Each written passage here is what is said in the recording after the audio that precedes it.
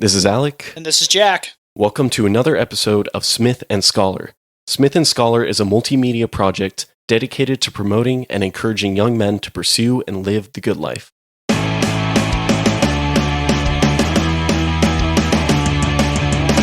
All right, and we're back talking about our final cardinal virtue after going over 3 previously, and I guess we can go ahead and say that this is not our first rodeo on Fortitude.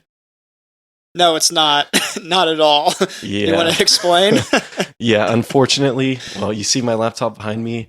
We recorded this earlier, but I didn't press record, or I did, and the computer didn't respond.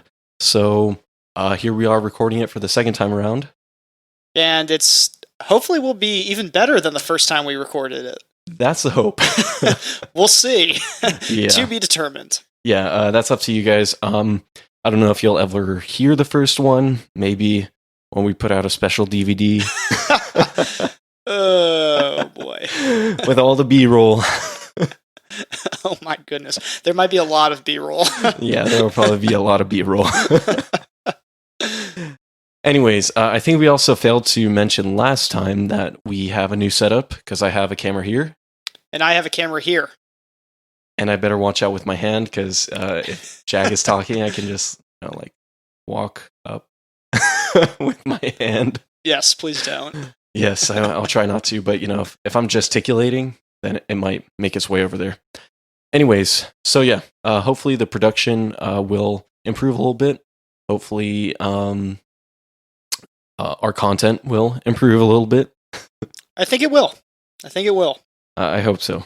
So it actually took a lot of fortitude to say that, and that's a joke that I used from last time. And we haven't improved yet. So anyways, let's go ahead and get into Fortitude, and Jack, take it away. Yeah, absolutely. So like usual, we can go ahead and define Fortitude and define its relationship to the other cardinal virtues. And so, summed up, Fortitude is basically courage, but more broadly, it's the ability to endure hardships. And so, as we always have been for the last 3 cardinal virtues, we return to Joseph Pieper, and he makes it clear that fortitude, we understand it. This is like the manly virtue. This is strength. This is courage. And Pieper makes clear that it's fortitude is sort of countercultural in a way, because, especially in the way we understand manliness, because enshrined in this idea of fortitude is this understanding of vulnerability. That is specifically that man can be brave. He can act with fortitude only when he recognizes that he himself is vulnerable. When he recognizes that he can die and that he can be hurt, and therefore by his nature is vulnerable, it allows man to be brave. So in a way, fortitude requires that a man recognize that he has finitude, and particularly embrace a willingness to die, and particularly embrace a willingness to die in battle, and for us in our project, a battle to die for the good life, and not just die like a physical death, but die to self, die, we talked about temperance, your passions, that sort of stuff, putting those aside and persevering. And so I guess now we could talk a little bit how fortitude relates to the other virtues. And Alec, I know you had some things to say about it. Yeah, so I guess the idea was, since this is the last and final of the 4 cardinal virtues, the idea was to kind of sum them up with relationship to fortitude, since it's the last one. And now that you've seen what all of them are, it's a little nice way to sum it up. And as you know, we've been talking about prudence every single time. It is the mother of all virtues.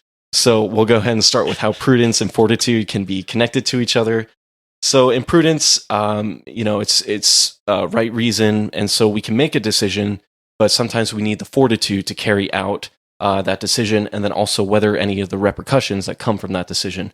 So you can see the initial phase of prudence, but then the final necessity, I'll say necessity of fortitude to deal with the consequences. After that, we'll go ahead and talk about temperance with relation to fortitude. So again, temperance is moderation, to put it, pretty succinctly. So sometimes it takes fortitude to resist those temptations that come our way. It needs strength, whether it's physical or emotional, spiritual, mental. Then finally, justice. And I think, especially in terms of kind of how we described justice last time, I think it's pretty clear to see that it takes a lot of fortitude to deal with this, especially because it's about making things balanced or equal or fair across the spectrums, which may not always seem fair or merited otherwise. So it takes fortitude to both carry out justice when it's hard or difficult to actually do it, and it also takes fortitude to receive justice as well.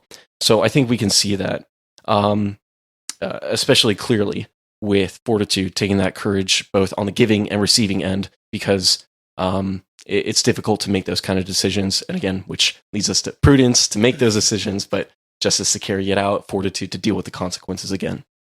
So yeah, that's what I wanted to say about kind of fortitude in relationship to those other virtues. Mm-hmm.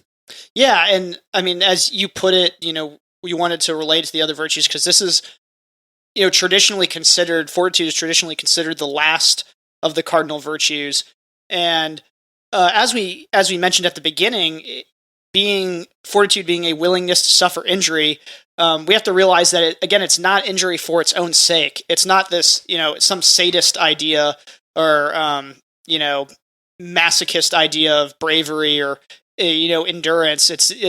There's something connected to it, and so rather it's a willingness to suffer for the good, as we mentioned earlier. And as prudence and temperance and justice help us to live and actualize the good, fortitude habituates a willingness to fight and die for the good. And so what this basically shows us is that you have to know what the good is first, as it relates to living the good life. In order for you to habituate fortitude and learn fortitude, you have to know what the good is first, and that's why prudence in particular, but also temperance and justice are so important. So when you know and recognize the good, and you know how to act towards actualizing the good, you can live with fortitude in enduring what you need to do in order to actualize the good. And there's a great quote in the Christian tradition from St. Ambrose, who said that fortitude cannot trust itself. And, again, that relates to this idea. We need, prudence and justice and temperance first, in order to, fortitude needs to be linked to something, or else, the image I like to use, Alec, is this like, the bar brawler, the big husky bar brawler who just goes around, he's throwing hands with everyone. He doesn't really have an object. It's just, he wants to fight. And that's not what fortitude is. And that's why it's the last of the virtues, because it's so connected to the other three and needs the other three in order to be ordered properly. Yeah, and I think we'll get a little bit into that kind of bar brawler imagery a little bit later.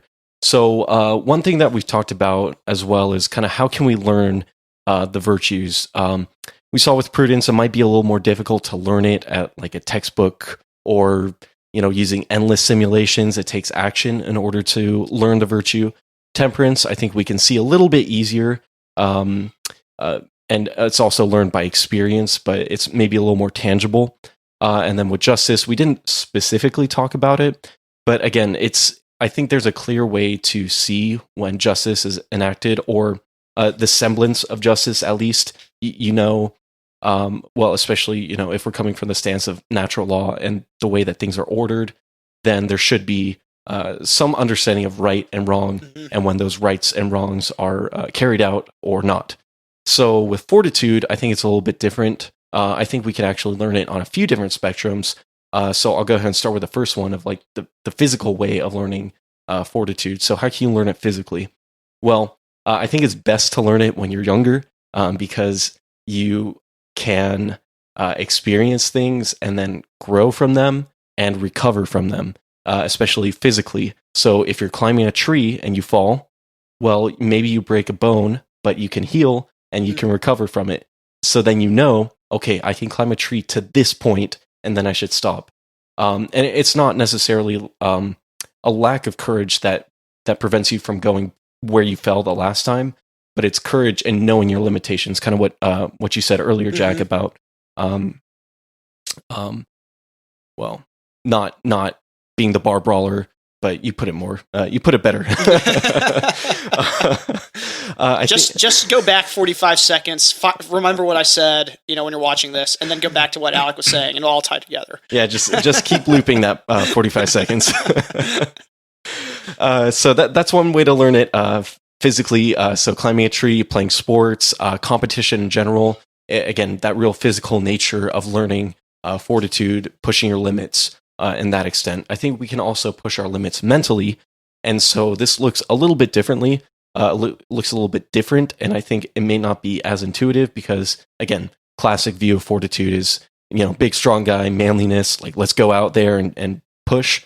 But I think, by studying, by being constant in our work, we can really, know what our limits are and push forward.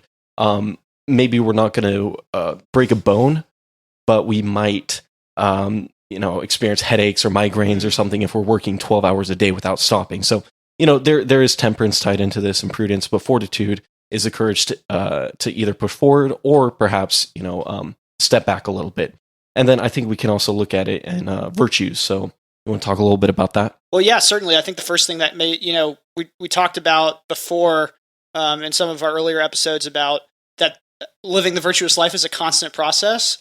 You're constantly habituating these good acts so that they become habits, so that they become virtues in your life. And so in a way, it's similar to what you said about mental work. You're just trying to push forward in a constant way.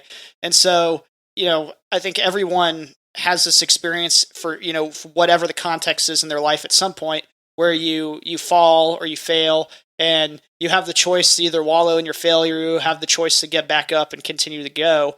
And so, for those of you who have been listening and have decided that these virtues are things that you want to implement in your life, and you want to implement actualizing the good and living a good life, you've already practiced fortitude in a way. No, not even in a way. You certainly have practiced fortitude because you have made the decision that this is something that you want to do. And let's be honest, as human beings, we fail to be virtuous every day. And so by continuing to make that active decision every day, to choose the good, to live the good life, and to pursue it, you have been practicing fortitude. And so there's a very practical example. If you're looking for a way in which to live, practice and learn fortitude, you're already doing it. Yeah, definitely. So, and like I mentioned at the beginning of this little, how do you learn it physically, mentally, virtuously? How do you learn fortitude? I did say at the beginning, it's a little bit easier when you're younger because you have the ability to experience a lot of different things and be able to rebound or heal from them, whether it's physical, mental, some other circumstance. So when you're younger, you can be a little risky, and then those decisions that you make can inform your future self, or they can inform yourself. And again, it does tie into the prudence thing of experiencing everything, but I think it's also to take into mind for fortitude because, again, like I said, your boundaries, when you can push, and when you can step back a little bit. So I think that's the important part. And it's not too late if you're older than 10 years old, which go climb a tree. Yeah. It would take fortitude to know at the age of 35, you shouldn't be getting on the branch that's only, 2 fingers width or right. whatever. That's where prudence comes in. Yeah. So I think we can also see fortitude and learn it from different media examples, and whether it's books, TV shows, movies, especially because, movies are probably my favorite form of entertainment. Just it's high quality production, and especially with superheroes, right? So, I mean, I think superhero films have picked up, in the past. Well, now it's like 10 years, right. Starting with Iron Man from Marvel, but yeah, they've really picked up, and I think they show a lot of good examples of fortitude. No, yeah, absolutely. But I mean, wouldn't you agree that's they show fortitude to a certain extent? Wouldn't you say, Alec? Because I always think like Superman, right? Like he's so powerful that he often remains unscathed in every conflict that he comes into. Obviously he has kryptonite, but like even then he's able to overcome it. So nothing ever really bad happens to him. And so it's really only when we see, characters like superheroes actually fear death or die, that we see true fortitude. And so, there's this element of endurance, a willingness to die, and sacrificing for others. Yeah.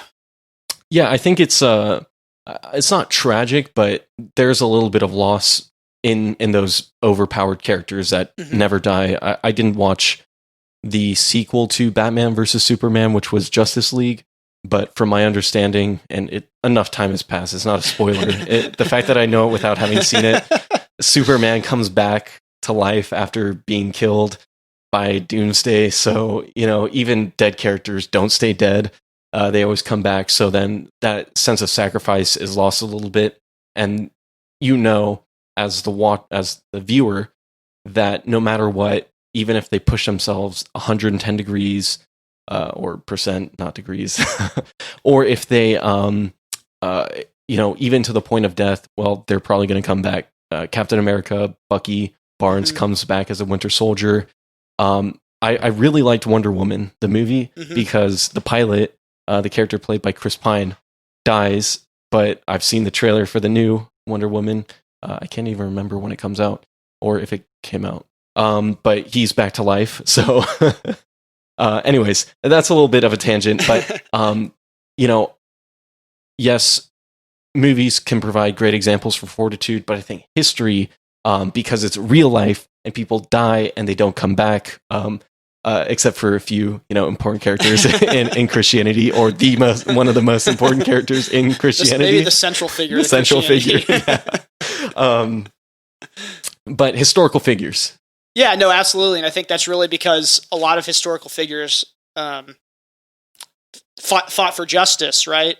And they're focused on justice. I think, particularly right now, we're having a lot of conversations in the world about the effects of the Civil War and slavery. And you have a lot of historical figures who fought on the side of being, anti-slavery, pro-abolition, and were really spot on when it came to this issue of justice.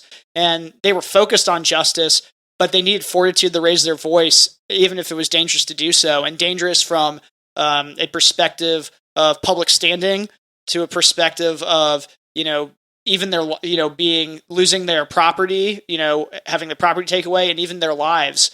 And so, there are really great examples throughout human history of people who fought for justice or pursued, the good in one way or the other, and really exacted and showed fortitude because they were willing to suffer and endure and die for that good. I think another great example, exciting back to Christianity, is the example of the first century and second century martyrs.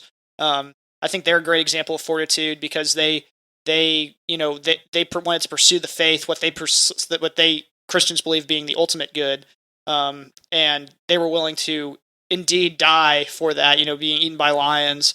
A great movie. We're talking about movies. If you want to go, check that out in the way Hollywood portrayed it. Quovatus, I think, is a phenomenal film. It's kind of up there with those, big Bible stories in the movies. Think like the Ten Commandments with Charlton Heston. But Quovatus is phenomenal. It tells the story of Christians under Nero's persecution, and it's a really good film. So go check that out. It's really good. Alec, have you seen it? I don't know. I have not seen it. Well, you should check it out. It's really good. All right. I think I will. So yeah, we pulled examples from America because we're in America, and Christianity because that's what we follow. So, but there are plenty of examples out there. Antiquity up until present day in all parts of the world. Mm-hmm. So go find some examples that are more relevant to you, or that you really like to learn from figures in history, because not only might they be examples of fortitude, but all the other virtues as well. And that's something that we are looking into ourselves in different characters, whether they're historical or fictional. But what can they bring to the table, and how can we learn more about virtues through them? Mm-hmm. So the next thing to think about, and Jack alluded to it at the beginning and a few times throughout, is fortitude being this manly trait. And so we're focused on men, and we've talked about some, potential figures, especially in the fictional movies, and then manliness as well.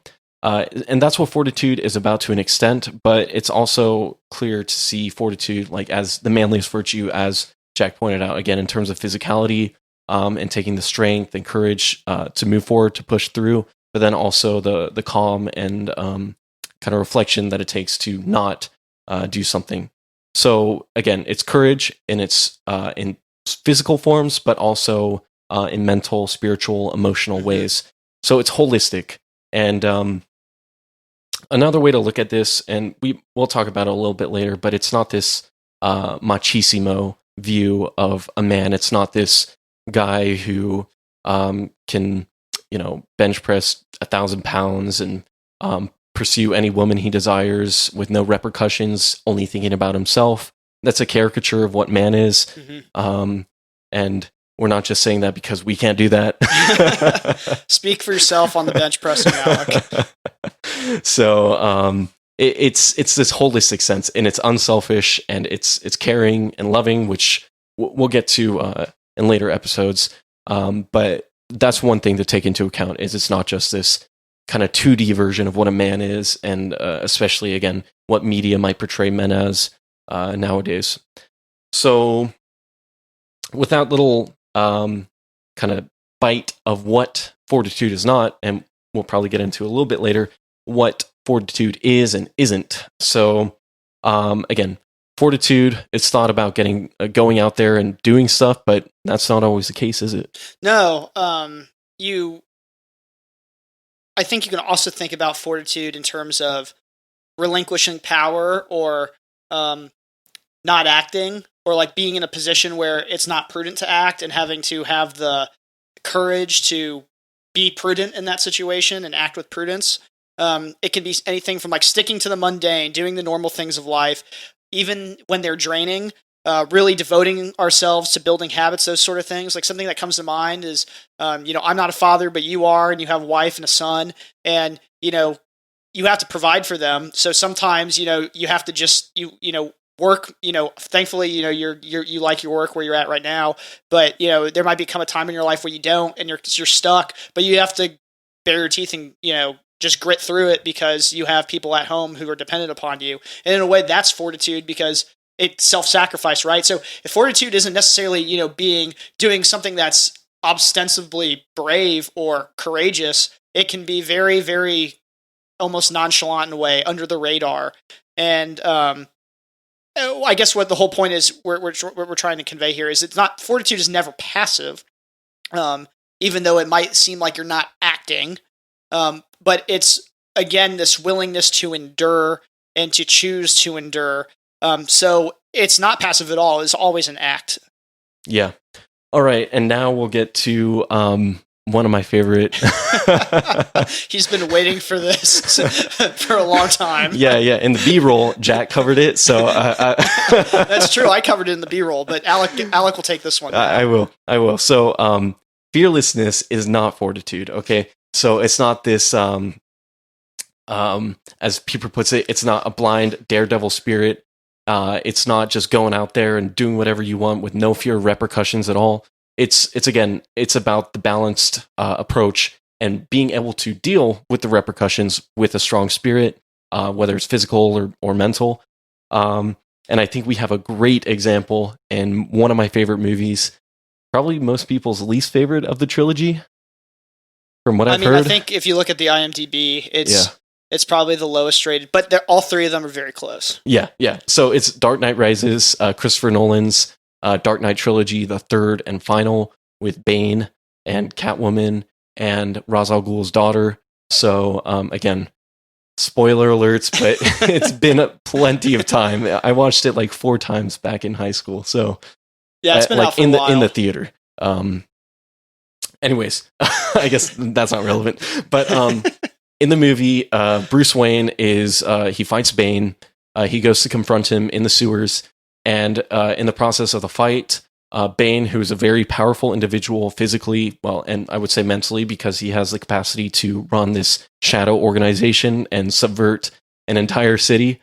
And Bruce Wayne, or Batman, who's also strong physically and mentally, because he passed all the training of the League of Shadows in this trilogy. So he goes and fights Bane. Bane breaks his back and sends him to the pit of despair. Not really, but the pit of despair. "Oh, welcome to the pit of despair."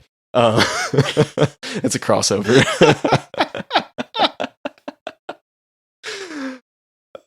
Too many movie references in one. That's okay.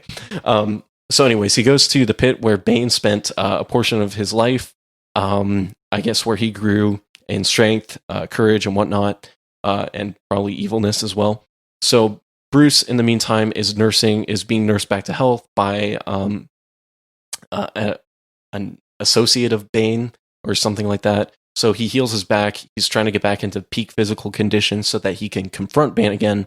But the thing is, he's at this bottom of what looks like a well, and again, the pit of despair.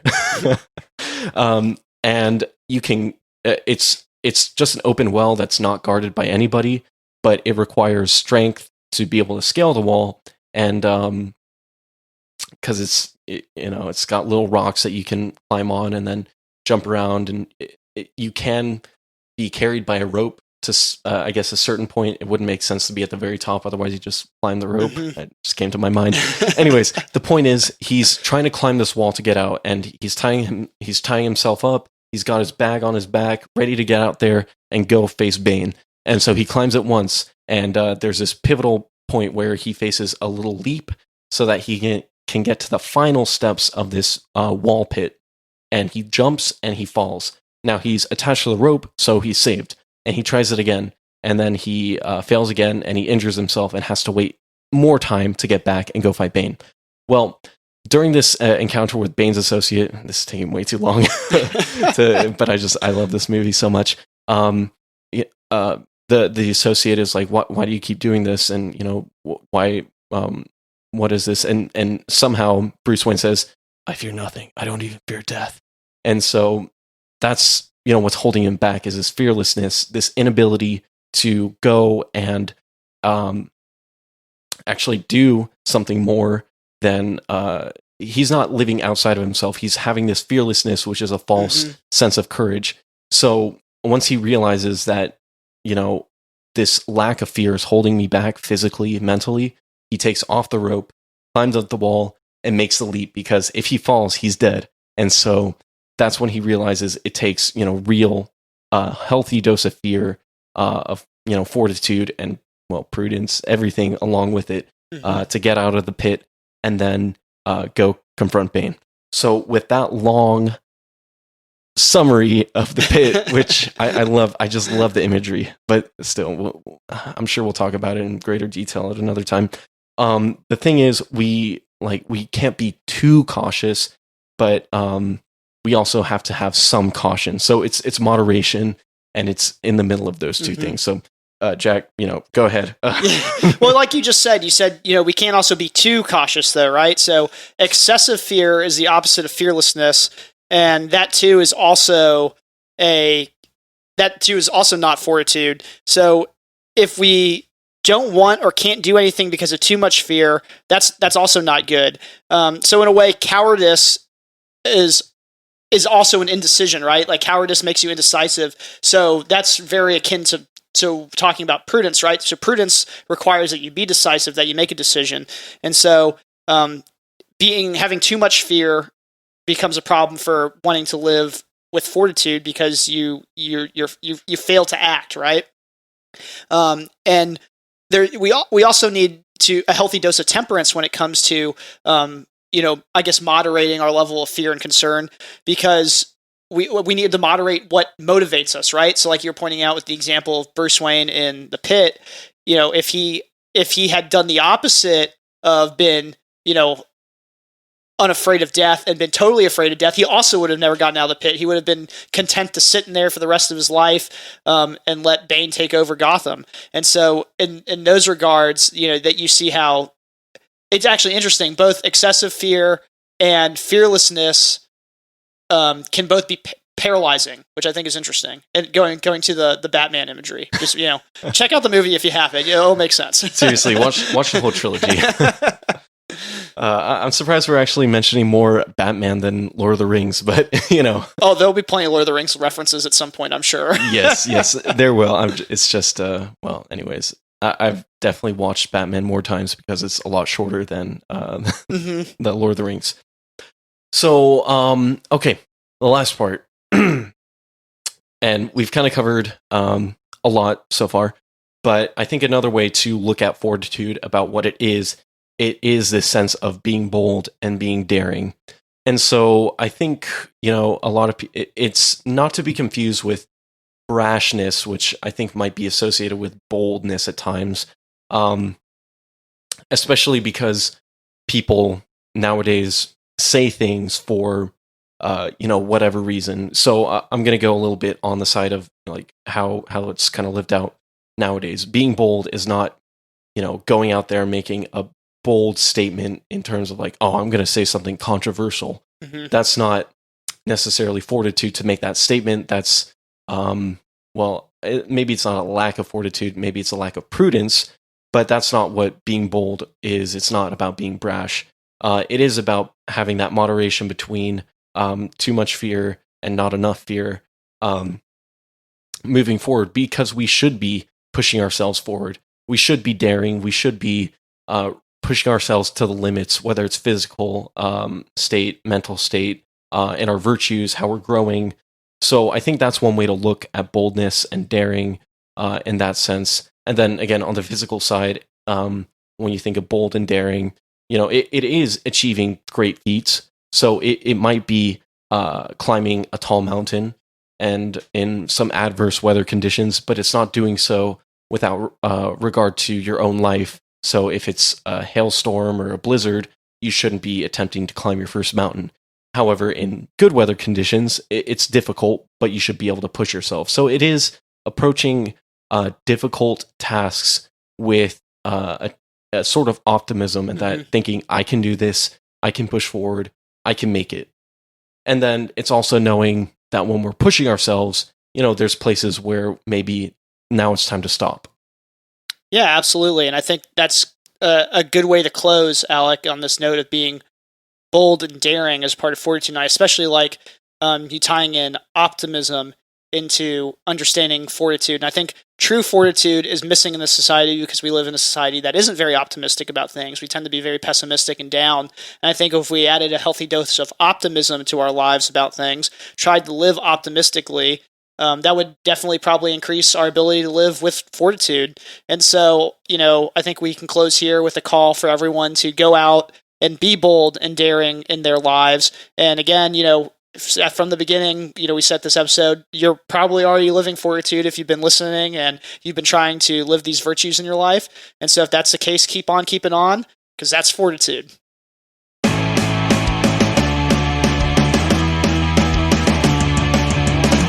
Thanks for tuning in to another episode of Smith and Scholar. If you liked what you heard, please subscribe to our podcast on all the major platforms, including YouTube, Apple, and Spotify. Also, follow us on Twitter to stay up to date with everything we are doing and thinking. Finally, feel free to give us feedback and ask questions across the different platforms. We'd love to hear from you. Until next time, this is Smith and Scholar.